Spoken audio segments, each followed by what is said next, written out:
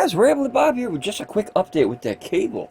So I think it's MJ32 connection that goes to the it's kind of far down on the ground here, but it goes to the XT-60s from Pecron, and then I converted it up to MC4s and then back into the Aviation 5 pins, so I can power dump or charge, if you will, the E1500 and the E2000 LFP from the E3600. Now that's my main system. It's got all the power coming in.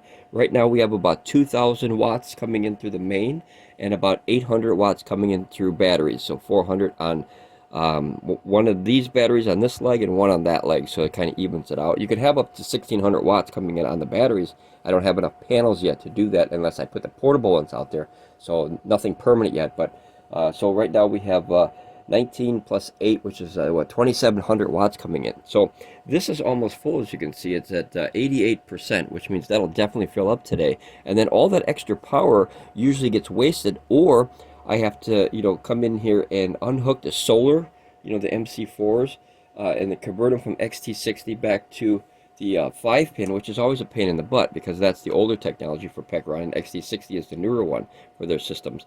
But now with these cables, I can leave them hooked in there, and they only charge up until the MPPT controller and the BMS turn them off. So I'm going to show you the E1500 LFP, which is just that system, no batteries, and then the E2000 LFP, which is the 8,000 watt-hour system. These two batteries here are actually for this system. So I have them all stacked up. Let me show you how I have them real quick, guys. So as you can see, we have the E3600 and then the two batteries, okay? And then we have those two batteries here, which are part of this system. So this weird configuration right here is all one system. That's the E3600. These two batteries here are connected to this one, and that's 8,000 watt hours, 8 kilowatt hours for the E2000, and then this E1500 is all by itself, just kind of sitting there because I don't have any extra batteries. I'd like to expand that one too and have another 7.5 kilowatts up there. So let's get to the getting here. So you plug this one in. Either one can go either way because it's universal and it's basically a power dumping. So I'm going to plug one in the E2000. This is just a quick video just to show you the amount of power that you can pull out through one cable. And remember, I'm going to get another one of these so I can put one on one leg and one on the other leg of the 3600, and I can charge 4 things if I have to, or power down 4 things. Now you cannot use, I've had this question a million times so far, you cannot use both of these on the E2000, and the reason for that is the MPPT controllers and the charging will fight over this line for one system. So you have to use 2 separate sources. It's kind of like if you put one solar panel to 2 power stations. It doesn't like that because it'll fight over the power. You know what I mean? So here, I'll show you actually. I'll put them both in. As you saw, it works really good. I'll put them both in the E2000. Okay. Now notice that it went from 500 to 465, 400, and it's going to stay fluctuating because one is fighting while the other one's fighting. It's kind of like 2 people picking up something heavy and they're trying to take it from each other like that. That's basically what they're doing. So notice it went back to 5, and then notice it's dropping. So it fights each other. So if you had 2 different sources, which is one leg, which is one of those cords, and then one cord going in there at the same time, this would work just fine. So for people that wanted to know that, I think, oh, hold on one second, Mrs. Rambling Bobcat is getting into something over here. No, okay. Jeez. Okay, all right, that's fixed, guys. Okay, so now I have them back split up here, and you'll see that that'll turn on in a second. Once the MPPT controller starts talking to whatever the input is, which in this case it's the battery or the E3600 LFP, that will go up. See, and there it goes. Sometimes it takes a second, guys, so just let it talk, let it do what it's doing. If it doesn't do it by like 30 seconds, then obviously you might have a problem. But now this is almost maxed out. Remember, this is only about 550 watt input. The 600 watt is a little misleading. You can only get about 1100 watts in here, 550 per side. It's rated at 600 per side, but at least I've never got anything higher than 550 per side. And then this one is rated, remember, at 700, which that is very close. It's 684. So right now you're getting 5 plus 6, that's 11, that's 12. So there's your 12. So we literally have 1200 watts of power coming out of that E3600 LFP battery, which is, I'm going to go over it once again, guys, here. So the cable is plugged in right there on this leg, and it goes all the way under there and up the side here, and then that goes, one side goes into here, and the other side goes into here, and then I can actually power dump. Now, if you do the math, you can kind of see what you're gaining and what you're losing. So remember, I have what was it, 27? Yeah, about 2,700 watts coming in, right? And if you take the 2,700 watts that you know is coming in the system and it's already full, or if it's full already, right? So you just take the 2,700 watts, and then you minus this 1,200 watts, and that means you still have, let me see, holy crap, Zilla, my brain went blank for a second here. 1,200 watts, why is my brain going blank? Okay, so 27, boy, it's early in the morning, guys. 27 minus 12 would leave you 15, right? Am I right with that? I think I'm right with that. Okay, it's early in the morning, guys. I apologize. So here you have 1,500 watts of power that you know that's still going into these batteries on the E3600, okay? And now the other 1,200 is going into charging two others. So you can charge all three of these at the same time without worrying about conflicts. And then when these are charged fully, it stops. So what I'll do is I'll pause the video, because this will take a long time, obviously. I think this will go much faster because it's a little bit better and it's a smaller system. That's 8 kilowatts, 8 kilowatt hours, 8,000 watt hours. And this is only 1,500. So this will probably be done in 1.2 hours. So I'll let that keep charging as long as we still got the sun, and then I'll come back real quick for a video to show you the last bit of the charging and what happens at the end of it when this cable finalizes. Then it kind of just puts it in dormant. You know, it doesn't let any power get into the power station, because the MPPT controller cuts it off and says, oh, I have enough, and then it basically just stays in the battery and the cable's still hooked up. No fuss, no muss. It's really cool. All right, I'll be back, guys, okay? Okay, guys, we're back. It's been charging all day here.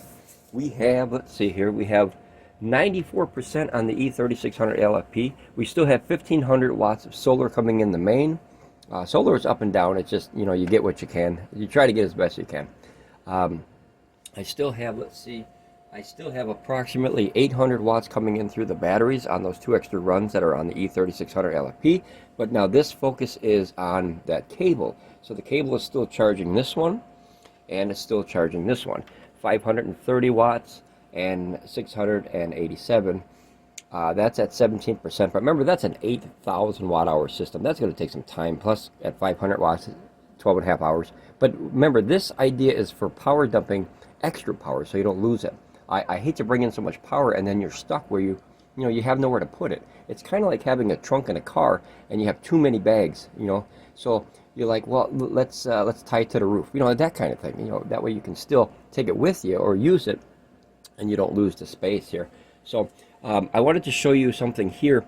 Once it gets to 90%, normally on the AC charging, it slows down to I think it's like 600 or something watts, like that.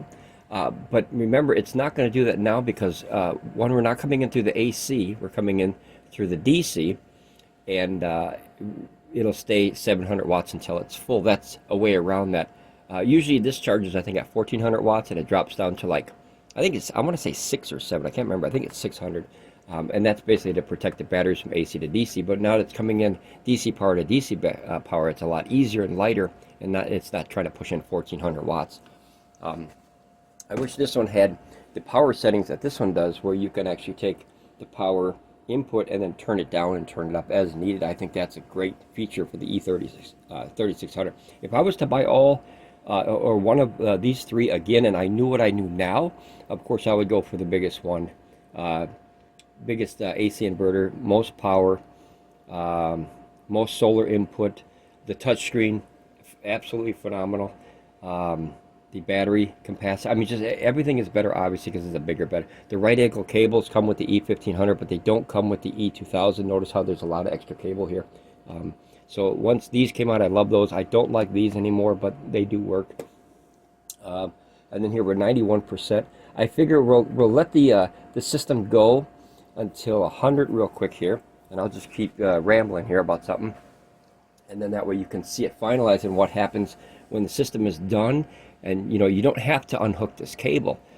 Basically, it'll just kind of stay active and but it won't charge. You know what I mean? Like kind of like you know, it shows voltage coming in when you do solar, but it's not charging. It'll be like that. It'll show that you have power connected somewhere, right? But it won't overcharge the batteries. That's the best part about it. This is 94%. Remember, that's a 15,000 watt hour system, so that takes a long time to charge. We have 1,700 watts coming in now, and 8 over here. So that's, we're back to our 2,500 watts input on the main system, and basically all the extra 1,200 watts that we're pulling out is basically going through the system, right through the cables, and right up into these. So that way, this is the piece that I've been missing for my system, where you don't have to always unhook those darn solars.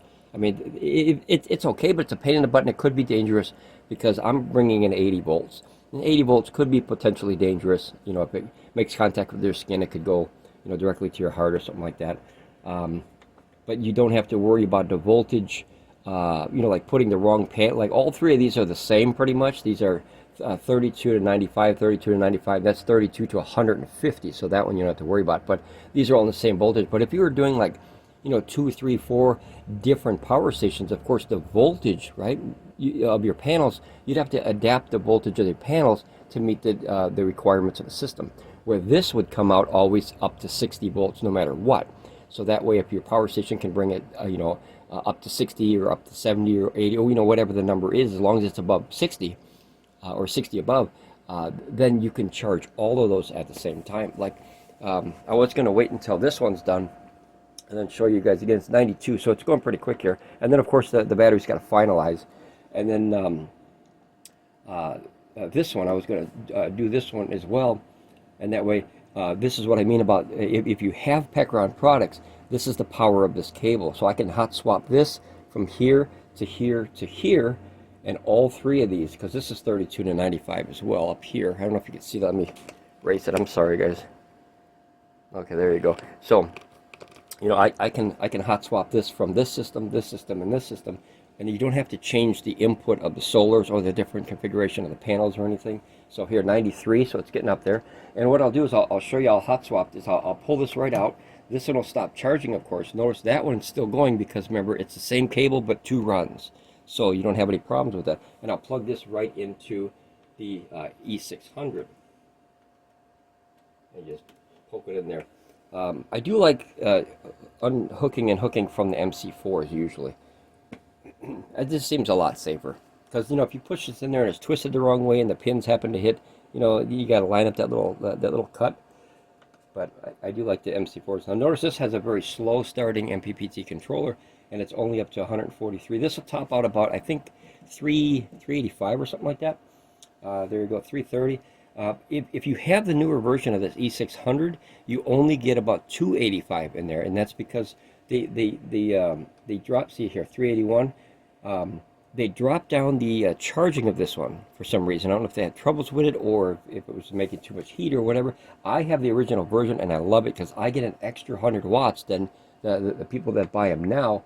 And that's very helpful when you hurry up and try to charge this and go. So they obviously had a reason to do it, but and then the charging brick that they give you, which is this one here.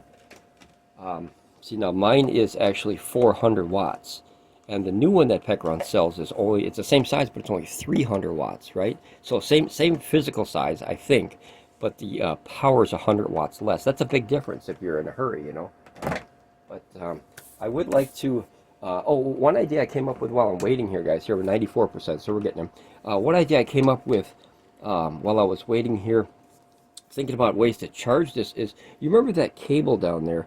That we plugged in, you know, this MJ32 cable, that's the whole video, what it's about. I wish that they would make a version like this.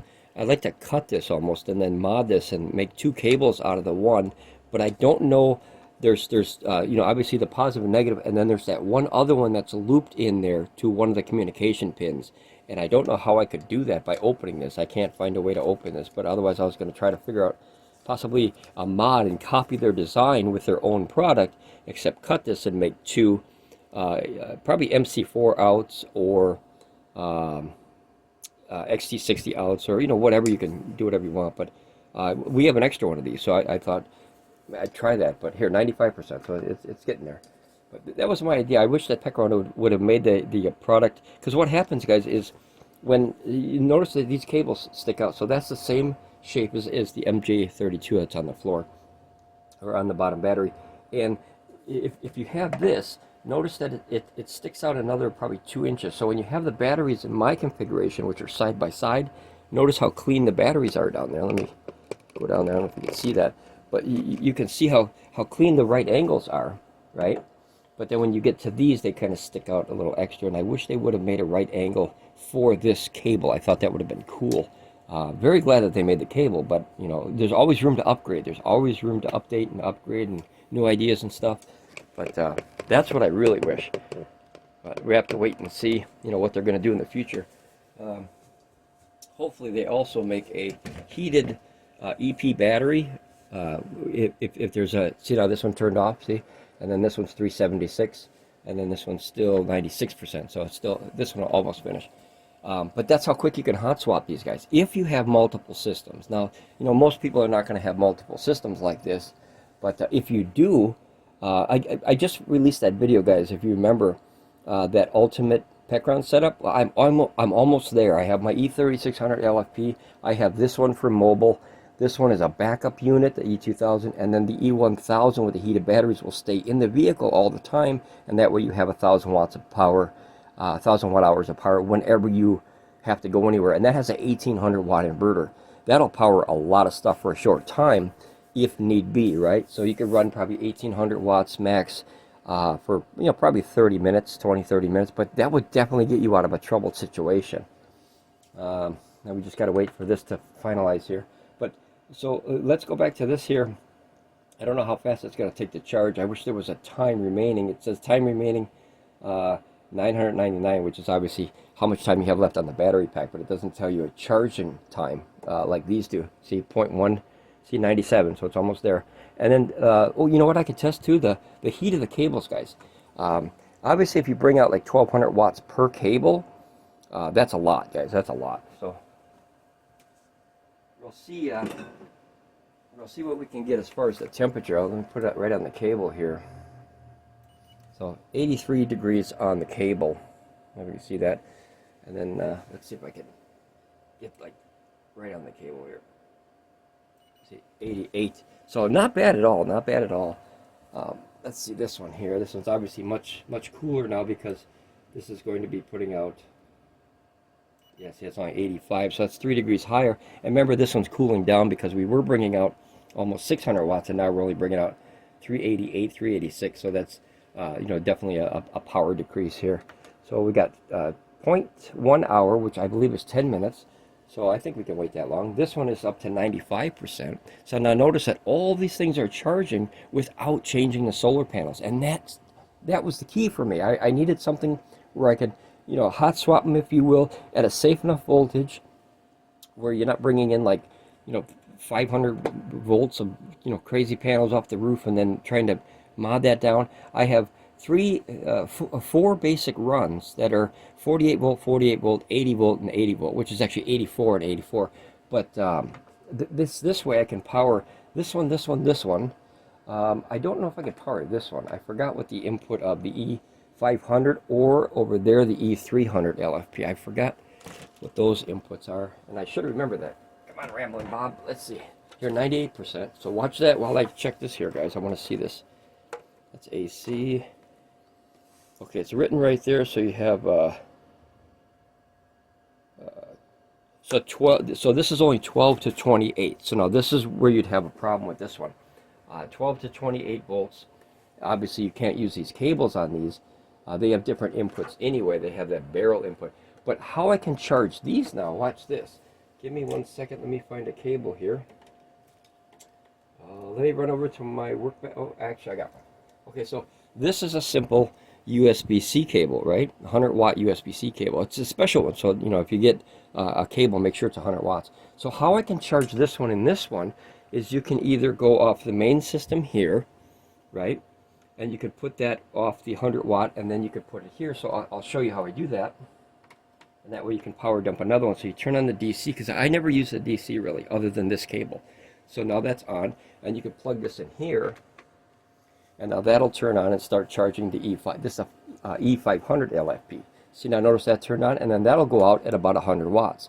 So that way you can literally power dump or charge every single Pecron device from the E3600.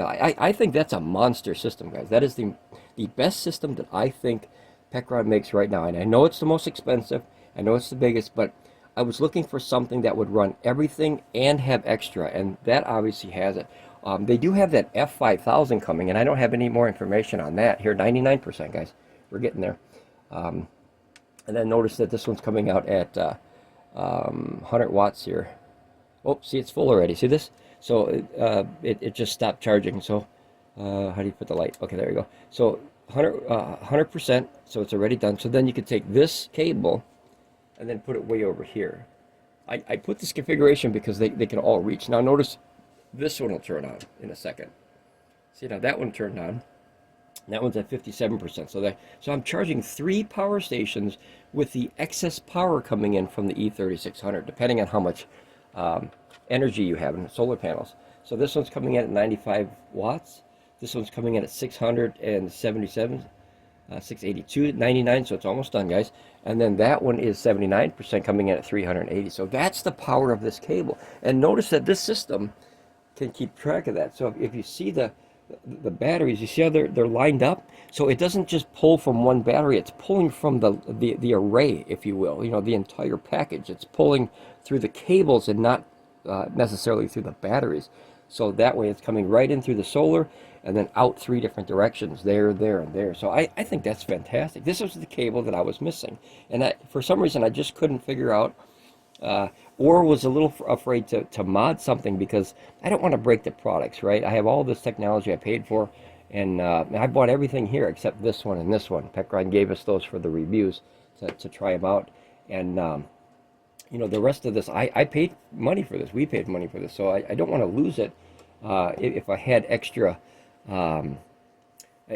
knowledge of how to mod stuff in this industry, then I would have been a little braver, but I'm taking baby steps because I don't want to jump, put your toe in the pool and then, just jump in the pool. I don't want to do that because back in the days you could, really destroy a power station or a battery that way. But this works great. This works really great.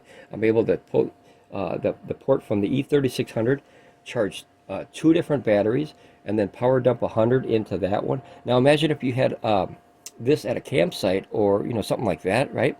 And you had one person that wanted to take this fishing, one person that wanted to take this on whatever, and then one person that wanted to take that on an electric bike or something, and throw it in the trailer in the electric bike or something like that. So you could charge all 3 of these systems from the main at your base camp, let this run your base camp, and then take all 3 of these models, or this one, all 4 of the models, and then each person can have their own power station. So that, it's like a family kind of thing. That's cool. All right, 99%, so it should be done pretty soon here. Obviously, guys, when you see this hit 100%, it's not going to stop charging because it does, if you're not familiar with it, it finalizes the batteries. So basically, the best way I can explain it in layman's terms is you're pouring a soda and, the bubbles, they fizz up, right? And then the bubbles fizz down. So you have a little bit extra space you have to fill once the bubbles go down. And then you come in with the can again and you fill up a little bit more. So that's kind of what it's doing. It's finding the empty spots in each battery cell and making sure that they're, not like this, all different. They try to get them like this, where they're all the same, right? So that's pretty much what it's doing. See, 100%, and now you'll see that finalize. And the reason I wanted to show you the end, member, is I wanted to show you that this MPPT controller, once it's full and finalized, it shuts down, and that way it's safe. And then I would just pop this out and put it in the E2000, which I'll show you when it's done. And then we can, continue to charge. Now, obviously, you have to be here to make the switch, right? But you don't have to unhook the solar, reconfigure it. You know what I mean? Change the ports from MC4 back to like this one is XT-60 or another power station XT-60. You can come out, the same port MC4s and then use it into the 5 pins for all of these, and then the USB-C for those 2. So it's for me, it's great. And then you can keep the extra power. You're not losing that extra power, and that was the whole game. I don't want to lose. We have let's see, we have 3200 watts, 4200 watts. We have 5,000 watts of solar panel. That's a lot, 5,000 in 4 different arrays, 4 different parts of the property. But that 5,000 watts of solar is a ton. Now remember, this can't bring in that much. Can only bring in 12, 12, and then 4, 4, 4, and 4. So you have to split it up. If this could bring in 5,000 watts, I would have one big array, run it into here, and then do the same thing. That way you can bring this in at a higher voltage, right? Maybe 100 or 120 or, you know, somewhere in there, and then divide it up this way. And that way you'll be able to bring it in at a higher voltage. Higher voltage means less pressure, or not less pressure, less heat for the cables, right? So you can run less amps, right? So you have you don't have to have such a thick cord running to the solar panels, and you don't have to have so many. You could run one main into the system. You can run 2,400 watts into that parallel cord. You know, it's got the 2 where you can run both MPPT controllers. It's one big one. I have not tried that, guys, and I'm not ready to try that because, remember, my arrays are in separate spots. So if one is getting sun and one is not, that would obviously hurt, right? It's like when you series panels together, if this one's doing really good and this one's doing crappy, they balance into crappy, both of them. So that's the problem with series. But if you have a lot of shading going on, you want to run them in parallel. If you don't have a lot of shading going on with trees and, you know, things like that, you want to run them in series, because then you get the higher voltage, the less heat, the less amps and everything. So to explain it very simply, is that the voltage is like the pressure. So if you have a straw and you're sucking the liquid through the straw, right? That's, or like a squirt gun, that's the pressure of the water coming out. That's voltage. And the amps is the actual power. So how much pressure? So, you know, a higher voltage will shove into a lower voltage, kind of like a swimming pool will balance out, you know. If you put 2 pools together and one's higher, one's lower, obviously the higher one will force its way into the lower one until they balance, and then it become equal. That's what voltage is. Okay, so here, it dropped down to 544. So it's starting to drop down. That means it's finalizing. And you're going to see this in real time taper off. This one's at 60% already. This one is at 85%. So this one will probably finish during this video. And notice it's going down just a few watts every, I don't know, every second or so. This is still bringing in 1,600 watts here on the main system. And we have just about 800 watts coming in through the battery. So we still have, now it's down to 500. I don't know which one you can see better, guys, that one or this one. I'll have to look at the video again. But notice it's dropping. And then once that tapers off, it'll sit in limbo and it's done. And that way you won't lose any of your power. So the power that was coming out of here charging this will go and stay inside the batteries, and then that'll go up. So this is at 96% already, guys. So 86, 96, and 100, and it's almost done. And then this one is at 60%. But to be able to do all this looks like a spaghetti, right? All the wires is really cool. And that was the thing. The one component I was missing was this darn cable. And now that I have the cable, I ordered another one. It's on the way. Plus my E1000 LFP is on the way. I hopefully should have it by tomorrow. Fingers crossed, that would be April 2nd. And then the video will probably come out later on, because obviously I have to unbox it and make the video and everything. But let's see this finalize. Let's see that finalize, and then I'll switch it back to that one, and then we'll call it a day on this video. But I think a very productive video, very productive product, very simple, but sometimes the best answer in life is the simplistic one, right? It ends up that way. Here it's 393, and notice it's dropping like 2 watts every second or so. 60% up here. That takes 1.2 hours to fill that one. That one doesn't have a time limit on it, but it's at 87, so that would be very, very soon, maybe another 10 minutes. And so while this one finishes, we'll pop this one out, put it in the E2000, and then remember, this one is almost full already. So all this power, that power, that power, and that power, if that was full, I would be losing, right? So that's 355, 380, and what's a 3, 6, 7, 8, that's 800 watts of solar that I would be losing if that system was full. Or I'd have to, like I said, unhook all the solar panels and pop them in different configurations for these, because even though these 3 have the same, but these don't, right? So you'd have to change them. Pecron was really nice to stay with the same configuration for most of them, except they went to the XT-60, which I think is a big plus. I didn't mind these cables, but I don't really care for them. You know what I mean? Like they work, but I don't really care for them. As long as as long as the product works. What's the old saying? If it ain't broke, don't fix it. These work. They work fine. I just don't like plugging them in because sometimes you have to kind of spin them to get them. You have to put the slot upwards, and if you spin them the wrong way, you possibly have a chance to put the negative and positive, in reverse or something like that, and short out the pins if you don't, put it in the wrong way, or if someone doesn't know what they're doing, which is very possible, right? Technology, you got to take time to learn. I did.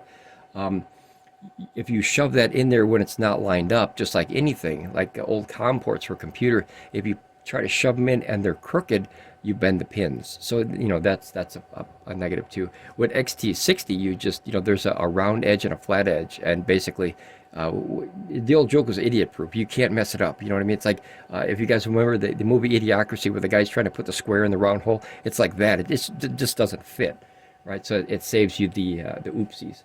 All right, so here we're down to 254, so that's going to be finalized very quickly.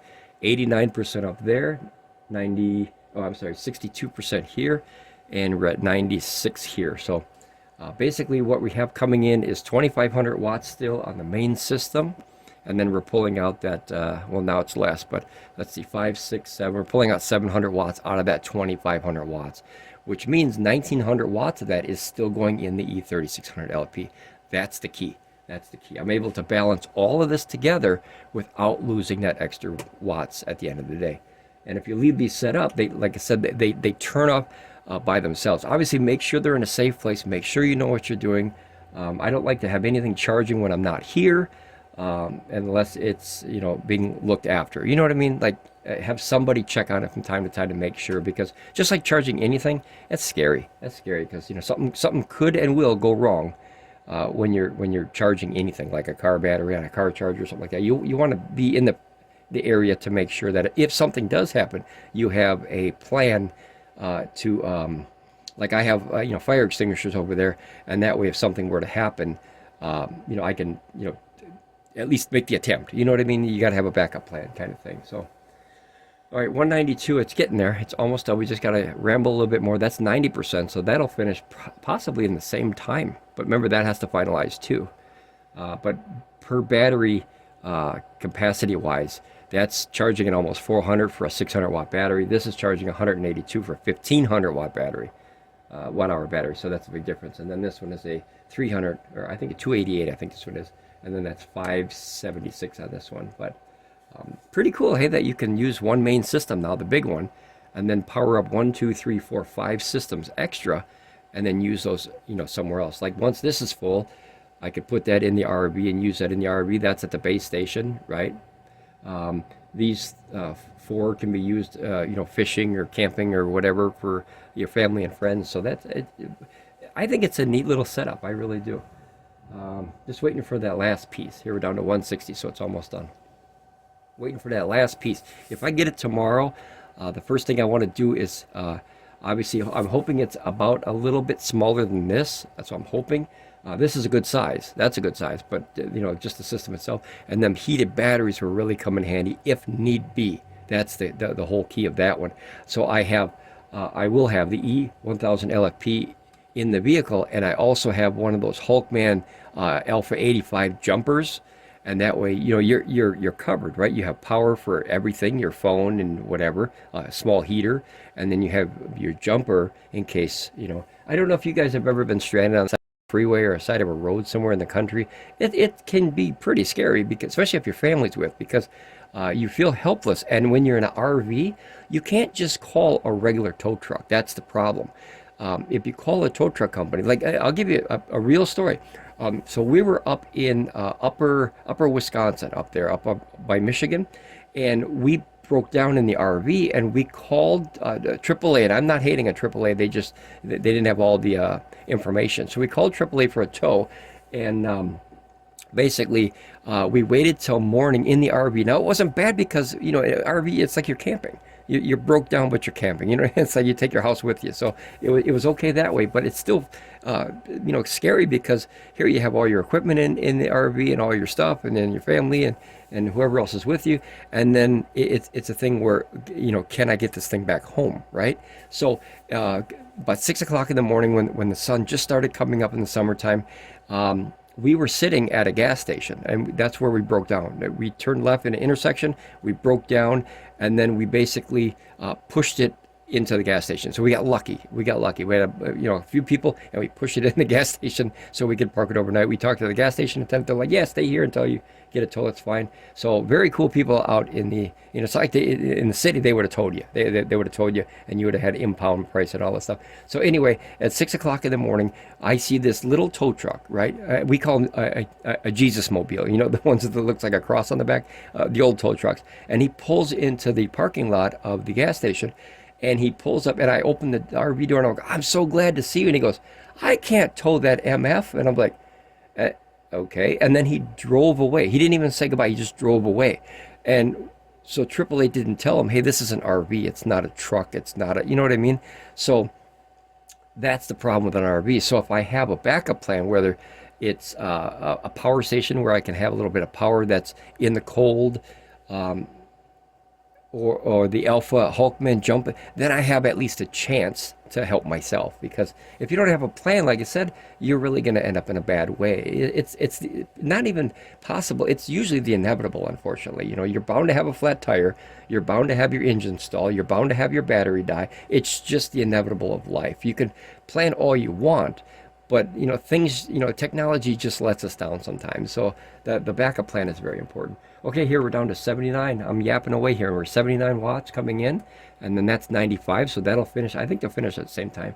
And then this one's at 64. So, and that one is at 97. I don't know if you can see that, but it's 97. You can see by the batteries.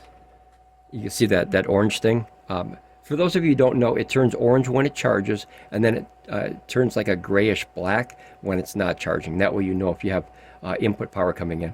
Also, you'll see if the batteries are hooked up, you'll see this little positive battery sign, and then you could also click here and see what's coming in on your arrays. Now these three are those ports only. It will not show the 800 watts that I have coming in through the batteries. That's I have on meters behind there on temporary runs. But that does not show up there, but it does show up on the power meter, because this system talks to all four batteries, well, all five actually, its own battery and the other four, and knows where the system is, plus it balances. That's much better than this one did. This one can really get, thrown out of whack quickly. But they fixed that with the here 65 watts. They fixed that with the E1500, where it actually communicates better with the batteries. And so the power meter understands. This one, the power meter would just be all silly and off until you fill it completely full, and then it resets that power meter. So we were just waiting for that last 63 watts. All right. I'm going to close this one, and I'm going to have this one ready for that one as soon as that's done. If it doesn't, see, it's going down really slow now. If it doesn't finalize, being that it's 100%, you can obviously just take this and pop it into there. See, it went down 59. It's going so slow now, but it's literally filling in that little dot and that little dot of energy and that little dot. It's so it's tapering off, basically, finalizing the battery. And then, but so far, guys, this cable, bees knees, cats meows. I liked it so much. They gave me one free for the review, and they said try it out and see if it's any good. I liked it so much, I went on and I bought another one that same day that I made that first video. I ordered another one, as I ordered the E1000 LFP, and I ordered another cable from Pecron. So I can't wait to get it. Here, look at, we're dropping like 1 watt every, I don't know. We just got to wait for the, to finalize here, guys. And this one's almost done. But basically, to be able to hot swap these on these pins, man, that's a game changer. It's really a time saver too, and an energy saver, and less likely to make a mistake, right? You know that all Pecron systems for all their E600 LFP and bigger all use the same 32 to 95. Their E2400, I think that's the same, 32 to 95. So that way you're not breaking anything. The polarities are all the same. Like when I charge this one over here, can you guys see that over there? That's the Oukitel P2001. Those polarities are like this on that system, and I don't know if that's just how it is, but when I first got that, I had to reverse the polarity of my solar panels to put that, and to make it work. So that was one frustrating thing when you go from company to company. That's why I always said, check these cables and make sure 100%. It's very simple to do. I'll even show you on video here, guys. Let me get my solar cable. charger here. Let me open this little guy. See, I made a little kit. That's everything I need in case for, you know, fixing or breaking something. It's basically, here, let me show you. It's a smorgasbord of stuff here. See that? I hope you can see that. But that's my little solar kit. And I have a multimeter in there, so I'm going to grab that. It just happens to be a Bluetti one, but any multimeter would work. And then basically you put that in the comm, you put that in the voltage, and then I'll show you as soon as that's done. That's 37. Or, you know, I can do this one too, if it goes far enough on video. I think I did this once before, but so you go, I go DC 200, right? Hopefully you can see that. If you can't, let me turn this on and see if that works better. Does that work better, guys? Okay. So I got to figure out how to set that somewhere. Hopefully that'll stay. I have a feeling it's not going to stay, but we're going to try. If I wrap it around here, maybe it'll stay. Okay, now I got something to hold it on. Alright, I don't know if that's a good idea, guys. It's probably not going to stay. So what I'll do is, can I see this? Oh, you can see that. Okay, so I'm going to take these out.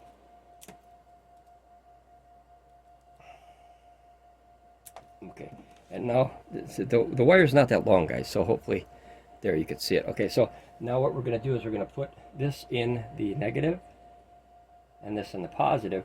And now notice, you see that? The voltage up there? It says 55 volts. Hopefully you can see that, guys. Let me undo this. See that? So that's what's coming out of the batteries, 55 volts. So make sure, and then obviously the polarity is the correct way. If you see the, like if you go backwards and the polarity is reversed, this is what you'd see. Let me rehook this up here, guys. Okay. You see that little negative right there? That means reverse polarity. So that's a way to check the polarity of your system to make sure that the positive and negative are going the, you know, the correct way. Because if you have a power station that doesn't have a blocker in it, which is kind of like a diode blocker or something like that, basically it doesn't let the energy go in the wrong way, it'll destroy your batteries and your power station like in seconds. It's crazily fast how fast you can destroy your technology, which is sad because nobody wants to destroy their technology. Alright, so we're just waiting for this to finalize, guys. Alright, let me put all this away here. That's my little kit, guys. I'd highly recommend building something like that, guys, so you can have this as, once again, a backup plan in case you need a new cable, a new connection, or whatever. Alright, let's see what we got going on here. Now notice this one's at 100%, so it's going to finalize. This is at 100%. It's almost done finalizing. And then this one is still at 67. It's going to take another hour. But we're focusing on this one and this one. Because like I said, once this is done and it drops all the way down, I'm going to pop this and put it over there. Now you will be using a little bit of energy with this screen up, right?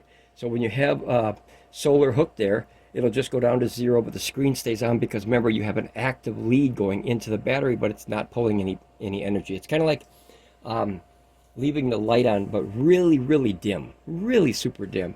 And that way you still have energy there, but you're not bringing in anything. Because you remember, you need to power that little screen here. All right. And even if it's, you know, I don't know how long that will take, but that'll finalize. It usually takes about 20 watts to run this system when it's on. So let's see what that'll do. Let's wait about a couple more minutes, guys, if you'll stay with me. And then that's 68% now. And then we'll see how low that goes. And that way you can get kind of an active answer to how many watts it takes to run the system. Remember, it's in standby though. It's only in charging. So like if I turn on the AC, that might, you know, go up because the inverter uses some power. If I turn on the DC, it might go up a little bit because that uses power. So we're at 21. I don't know how low it's going to go. That's 20. So, and then this one will be done very quickly too. Let's see. Can you guys see it better bright or better dim? I don't know which one you can see. I have to go back and watch the videos. And then this one's down to 1400 watts charging from the sun. Notice it's at 98% if you can't see it. And then remember, we still have probably 600 or 700 watts coming in through the batteries. So you have still almost 2,000 watts of power coming in the main system, and that's funneling out 2,000. Now notice it went up to the 21 because I hit the button and the screen got brighter. So, you know, extra 1 watt to run that screen. So there you go. And see how it dropped down to 20? It's in now 19. So that screen takes power. It's just, it is what it is. and that screen will be powered not by these batteries, but by the load from here. So I think this is probably going to be, I don't even know, maybe 1 to 2 watts, maybe 3 to run that screen. I'm not sure. I've never really measured it. 69% up there. So, and then this one is starting to, nope, not yet. Almost getting ready to drop. This one was doing that balancing where the cells are like this, and then it ends up like this, where they're all, pretty much straight, like a line here. Here's 17, but we're getting there, guys. I want to show it in real time just so people know what to expect. And that's only got 2 more percent. Now remember, when this gets full to 100%, all the energy that I'm using right now is lost. Right? Beautiful sunny day, and you have nowhere to put the energy. So now you can use that cable to power dump into other devices to save it. It's not a ton of power, but man, if you were in a oh, there, look, it dropped down to 1 watt. I rambled long enough. So that's probably the 1 watt it takes to run this screen. So I don't think that'll ever go down, because remember, this is now powering that screen. So there you go. This system, it was smart enough, right, with the MPPT controller to shut down, and now it's in total standby other than the 1 watt using to run this screen. And now you're done. Now it just sits like this idle all day, and then when you come home, or when you go to the shop, or wherever you have your systems, a campsite, you can just unhook this really quick. So it's full, and that 1 watt, remember, will drain from the E3600 LFP in this situation all day. So it's not much, it's only 1 watt, but still. So once it gets to that, you can unplug it, because now it's safely down. This will shut off and go into standby. Let's wait for that. There you go, it's off. And now this is 100% full, and now you take this back here, and then you plug it into the E2000. I'm not telling anyone what to do or how to do it. This is my setup and how I utilize these Pecron power stations. Everyone will have a different configuration and different ideas. Obviously, try this at your own risk. Be careful what you do, but this is the bee's knees and the cat's meow for me. All right, well, you guys saw it in real time. Now I'm charging 3 different power stations another way, just by boop, right? Simple. All right, guys, ramble on, be safe, and I'll see you guys here again on Ramblin Bob Reviews. Bye, guys.